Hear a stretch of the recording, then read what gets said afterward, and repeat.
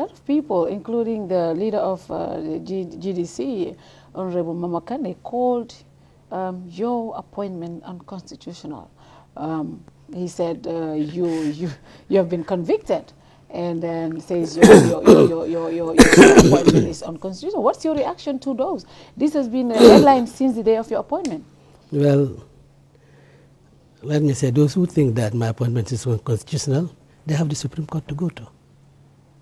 When I believe that the government has acted in a way that runs contrary to the Constitution, I go to the court and challenge it. I have challenged the Jammeh administration here, for they are violating the provisions of the court. In my view, they have violated the provisions of the court. So I go to court and I challenge them, whether it affects the appointment of an IEC member, judges, and other things. I have done so. But you know, those people who say so, they're just exposing their own ignorance, honestly. And I'm disappointed that people who think they want to be president of this country do not even know the Constitution. It's a shame. I think they should acquaint themselves with the Constitution before they make this statement, because it just exposes their ignorance. It shows them as people who are not fit to rule this country, because for you to be president of this country, you have to be au fait with the Constitution. Yeah. You see, Section 62 of the Constitution, this is subsection 3, says a person, while holding a public office. Public office, yeah. At the time of my conviction, you were not. I was an ordinary person struggling to fight against abuse of office, abuse of public office in this country. It is that in what informed me and my party executive to go out in the streets, and I was arrested. Honorable And Darboe, not only that, yeah, but Section 90 also of the Constitution. In fact, Section 62 says that, there's a provision that says that for you to be qualified as to contest for presidential elections, you must also be qualified to contest elections as a member of the National Assembly.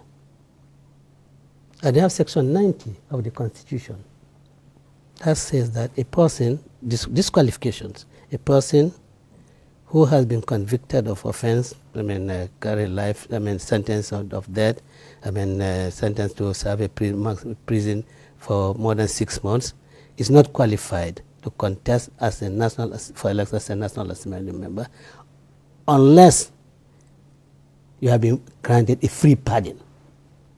I was granted a free pardon by the government.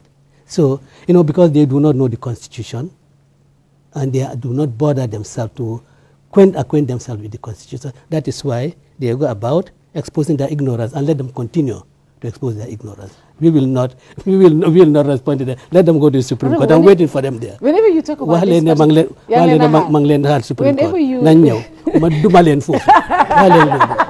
wow. Whenever you talk about this particular topic, though, it gets to you. No, because it hurts you. You can see it in you whenever you talk about your conviction. What led to my conviction? Yeah. The reason, you know. So each time I talk about this, you know, I see Solo standing in my imagination.